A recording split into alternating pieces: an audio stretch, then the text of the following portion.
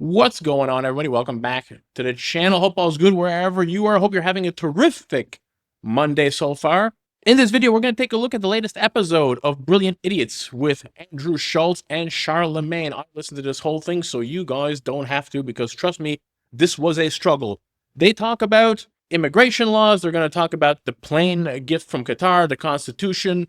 Let's get it with the first part. I know immigration is a problem. I'm not for a second saying we don't have to address that, but when you see stuff like that, yeah, it's heartbreaking. We're emotional people. I'm like, you say, who were the Nazi guards? Who were the fucking slave catchers tracking down slaves? Yeah, I wouldn't compare it to that at all.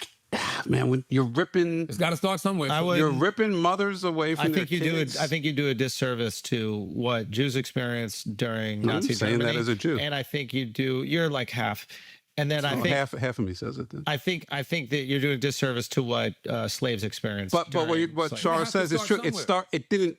Yes, the first day in 1938 or whatever, it looked like this. Yeah. And then not enough people said stuff, and it escalated and escalated and escalated, and then you got where you're going. I saw a mom who took her two sons who had been going through the process of getting their papers, and they were going to the regular, I guess, check-ins or whatever that they have to do. Yeah. Snatched the two sons up. Yeah. Listen, we got to do something, but we have the money to do it a different way, is what I'm saying. Yes, it is heartbreaking. There's no question it is heartbreaking. You could make the argument, or they would make the argument, that these people are here illegally. They're breaking the law being here, whereas simply being Jewish in Germany in the late 1930s shouldn't have been illegal. These were German citizens that were being snatched up. And the same thing with slaves. You could make the argument, I guess slavery was illegal at the time. So it was illegal to leave a plantation if you were a slave. Yeah, it was illegal, but it was also the slavery itself is this immoral, deplorable institution that, and what is that Martin Luther King quote? Like, I don't even know if it's a Martin Luther King quote, but like, what is it? Opposing like you have a moral obligation to fight back against immoral laws, something like that. I'm kind of butchering it. Like, look it up. You have a moral obligation. What is it? You have a moral obligation. Bastion. Cedric Bastion. See? You're overreaching. See what I'm saying? I know. Bashing your front teeth with this. Listen, here's the thing. I just want to know, are we in a post-constitutional society? Does the Constitution matter or does it not? We're on the edge. I think it's very scary. A week ago, last Sunday, when I'm watching the news and I'm watching Meet the Press, and I just see him say he doesn't know if he needs to uphold the Constitution. It's like, what's the context? They were talking about the deportation stuff, and he was like, I don't know if I have to uphold the Constitution. And so then she asked him again, is it the president's job to uphold the Constitution? He's like, I don't know. Listen, he has to realize that saying a statement like that is incredibly dangerous. So he could go, well, I didn't exactly mean it like that. The reality is, it doesn't exactly matter how you meant it. You said a statement that people are going to not need to look into the intention or context of. You shouldn't say, I don't need to uphold the Constitution. And he said it before on the campaign trail. He was like, no, this was the 2020. Terminate the Constitution, overthrow the results of the election. It's just look, as someone who's followed politics for 40 years very closely, if any president had said anything even hinting at that in the past, it's over. That's what I'm saying. Who can? It's a disqualifying event. You're out. You know what I have faith in? Because they did it. Like, Lincoln did it. FDR did it. So it's like, whether you say it or not, well, you would say FDR did it in wartime, right? So it's okay then? Well, I don't think it's okay, but that would be the argument. And what Trump is saying right now is within the context of illegal immigration. And I'm sure that's how he would frame it. What I'm saying is... This plane shit ain't in the context of nothing other than... Yeah, but what I'm saying is with him, he's always testing just to see what he can get away with. Yeah. Let me try that. Oh, yeah. No pushback? All right, let me go 4 more steps. This is why it's so dangerous. This is why you have to keep bitching and yelling. This is why people have to keep saying stuff. I will say this, though. Situations like this give me faith in people. And I tell you why. I don't have the faith in the government, but I have faith in people. When I see Ben Shapiro speaking out about this, when I see Candace Owens speaking out about this, when I see the Rogan speaking out, I even gave that woman props. She spoke out. Nikki, who? God, I can't stand it. What's her name? Lomer? Laura Lomer spoke out about this. Like, That to me is real Americans who care about the Constitution, as you should. Mothers are actually not getting separated from their children in any way, shape, or form. And this is something that I've said many times on this channel, and I'll say it again. When a U.S. president has to battle for his own government to defend the American people, the enemy isn't foreign, it's domestic. The enemy that we have, our biggest threat right now, is not Russia, it's not China, is these Democratic judges and these neocons. Trump's out there doing the will of the American people who voted for this stuff, and he can't get these laws passed. We can't get these bills passed. The least amount of bills passed in forever for a president. Mothers are not getting separated from their children. Their children can go with the mothers and come back later. If these children are left to be American, if they have birthright citizenships, because I don't think Trump is going to retroactively, go back and change the birthright citizenships of people who were born here who have it already. I don't actually think that's going to happen. It might. Should it? Sure. But I don't think that's going to happen. So these kids can come back later when they're 18 and they can apply for their parents to come back. But right now, you can leave your kid with a family member. That's an option if you want them to stay in America, or you can take them with you. You're not being separated forcefully. The American people voted for this. This was the biggest thing in the election. It was the economy and the border. The birth rate in America is proper trash, and the Democrats decided, well, we'll just let everybody in to cancel that out so we can actually get more voters in that'll vote for us. And these people, not to beat a dead horse, but a lot of them, when you let them 15 million people, you're not going to get all great people. They got to go. They committed a crime coming into the country. They got to go. And Trump's got to fight tooth and nail to get them out of here. This Abrego Garcia guy, I listened to Tim Pool talk about this. Yeah, just send a U.S. CIS guy down there to do the interview with him so he can get his due process, and then send the guy back to the prison. He's obviously going to be deported, or deport him back to another country. I don't really care. Just don't want him here. But he is from El Salvador. Like, we're not deporting American citizens that are not from here. Trump would never do that, and the American people wouldn't stand for that. No matter how bad you are of an American, if you're born here, you're born here. You get sentenced here, you get prosecuted here, you get your time in front of the judge here, you get your hearings, you go to jail here. No matter how bad you are, I wouldn't be down for you being deported to an El Salvador prison if you're an American-born citizen. But that's not what's happening. Let's get back to it. About their president following the Constitution, who also don't want their president taking what they think are perceived bribes. 100%. And to Chris's point that Chris we was talking about last week, how do we know that this shit can't just fall out the sky whenever they wanted to? What does that mean? The plane. They gave him a plane. They might. Yeah. It's like, oh, you're stupid if you turn down a gift. Tell that to the Trojans. All right, Yeah. because Well, not the Trojans, but yeah. well, the Trojans got the gift from the Greeks. He's getting the gift from the Greeks. Oh, I thought the Trojans were in the horse.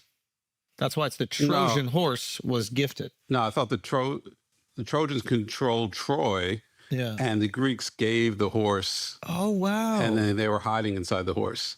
There's also a chance I completely reversed that, but regardless, Right. they're giving him the shit. The best case scenario is it's a bribe for policy. Yeah. The worst case That's the scenario best is the case same scenario. people who fund organizations like Hamas and Right. other terrorist organizations. Which just is gave also you a why bomb. Shapiro and Lomas are so. Well, that's why against it. Shapiro cares Yeah, about I it. He mean, doesn't give a fuck for I any know, other reason I know. besides the fact that Qatar is, it's like. Back to the original question. Is this good for President Trump? Is it good for his agenda? Is it good for draining the swamp and getting things done? The answer is no, it isn't. It isn't. If you want President Trump to succeed, this kind of skeezy stuff needs to stop. That's the thing. It's like, whatever. It doesn't matter. It's like sometimes you're going to agree with somebody on something, like, which I absolutely agree. You should not be accepting it. You shouldn't set a precedent that we just accept gifts and that you could potentially get influence for that. Now, we need to make sure that we do this with all forms of government, like when these corporations and these pharmaceutical companies do the exact same thing with every single senator and congressman. To a lesser extent, they are also bribing them, right? They're in the pockets. We make this criticism all the time. So, like, we have an ugly system set up with our elected officials, and we need to clean that up. And I think this is like a glaring example. And when people showcase that they are upset about it, and I'm not just talking about just media figures. When I'm talking about like the people like, if Trump feels like his constituents are pissed about this, he will back off because he listens to what they care about. If he goes, my people don't really care, he won't. But if his people are pissed, he will back off. And I think that's an important thing to understand about Trump it's I don't know, the tariffs he kind of held fast, and everybody left, right, center were all saying this is a bad idea. Stop this. Stop this. I actually don't think. Nah, he didn't hold fast. No. I don't think left, right, center. So I think that a lot of like rich media figures were saying it because they were basically like looking at their portfolios and seeing that the stocks were dipping. And I think that like the working class Americans that were supporting Trump were like, I don't have money invested in the market. I don't give a fuck if those rich people lose money. What I want is manufacturing to come back over here. And he says manufacturing is going to come back here if we do this tariffs. And I don't think it lasted long enough for the shelves to be empty. If the shelves got empty, then you might see his people being pissed off. But the shelves didn't get empty. Inflation has gone down. And it looks like these other countries are starting to negotiate, and then That's not what Trump cared for in that moment. What he cared about in that moment, the stock market crashing is what would make him move. But I actually don't think he was that worried about that. Oh, I do. I think because those are people he cares about. I don't think he cares about them that much. I think that's the biggest illusion. I don't think he cares about them. Well, I think here's the thing. You might be right because he damn sure don't care about the common man either, the working man. You know who Trump cares about? The Trumps. Okay, that's who he cares about. I'm not even sure he cares about them, to be honest. He cares about Trump. I think and in order for him to maintain power, he needs support. And as long as his supporters support him and there is enough of him for him to continue his agenda, he will continue to go down the path that maintains that support. Once he feels, why does he still need people to support him? Well, because you got to win the midterms so you can continue to control Congress, and you want to, in my estimation, if you want to exact this change in America, you want that legacy to continue after you. And there's one version where I'm sure a lot of people look at, oh, he just cares about him, and after 4 years, he's fucking done. I think there's another version where he's like, I do think that America is in disadvantageous trade relationships with other countries where we're being taken advantage of. I do think that there are too many foreign wars that we're supporting. And I think that we can have a better country and better standing in the world if we change those up. And I personally think he is trying to do that, especially with the foreign wars. That's my personal opinion. I don't know, man. I'll be honest with you. I don't know what's going on in this country anymore. You know what I was thinking about just now? Didn't the Supreme Court pass a law where they made it to where bribery is illegal, but it's damn near impossible to convict an elected official? Bro, that's the thing. Like, wasn't it a bribery law recently? Like it was something earlier this year. Gross, bro. This shit is gross. Yo, you know how the Supreme Court just passed it. You know how the super PACs work, right? You guys study that more than me, but like how the super PACs basically like funnel money. Funnel money, yeah. Like we all kind of know how it works, but I don't know exactly. And I think the more that we learn how it actually works, I think we would be absolutely repulsed. Like, do you have an issue with that, Chris? Sure. I mean, who was the guy, the senator from Wisconsin that McCain teamed up with? This was probably about like 10, 15 years ago. Cotton? Yeah, they tried to take it on directly. Obviously, they didn't get enough support. What? Yeah. What do you say? What? This guy resorted to whispering, trying to catch me. No, I Yes, wasn't. You did. Cotton. I thought it was Tom Cotton or whatever. You didn't say cotton. What did I say? I thought you said cock, man. No, Man. no. Man. What was the guy's name, Chris? I can't catch you anymore. I'm bro. looking it up. I can't find it right now. But yeah, I mean, I think the only thing I won't even say I don't agree with you. I don't understand is how the college thing plays into it. Because they're private institutions. Like, if you want to say, I guess, Michigan State can't take money from foreign governments, sure, but Private institutions don't impact America the way an elected official, the right, president, like it just impacts doesn't. America. I don't see it the same way, I guess. I just want people to follow the Constitution. I think any institution, even if it's private, if you're accredited as a legit university in another country, could be swaying. So you're an isolationist. No, I don't think that makes me an isolationist, but I do think that we should protect what is taught in America.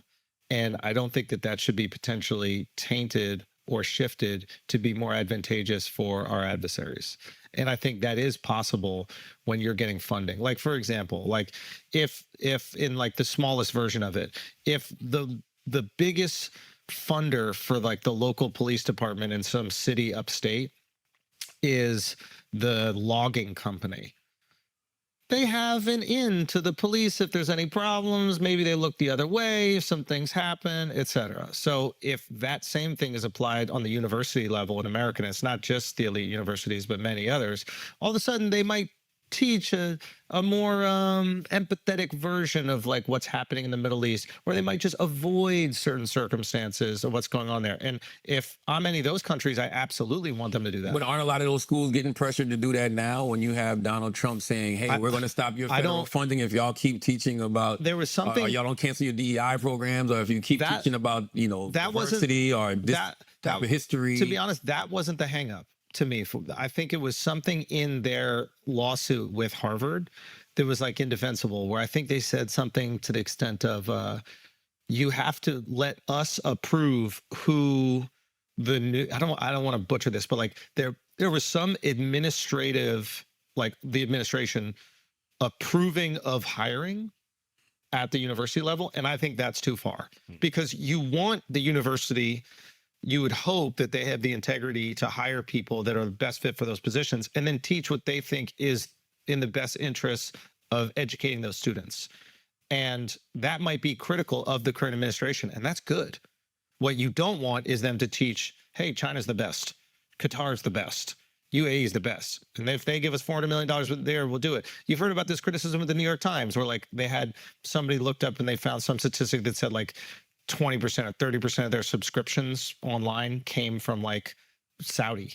Right. And it's like, okay, well, all of a sudden the articles might be a little bit more kind towards Saudi Arabia if they're responsible for 30% of your online subscriptions. That could be completely, put that as a hypothetical, because I don't have like I would just say with colleges, the chances of the influence they'd have on young minds is much less than the type of potential breakthrough research you could do in medicine or other areas with that money. So, and what if like some of that information, and what if some of those goes government, back to China? Exactly, because that's what was happening. And what if some of those government contracts that they were willing to restrict? So the administration is like, yo, we're not going to hire you, Harvard, for your research, right?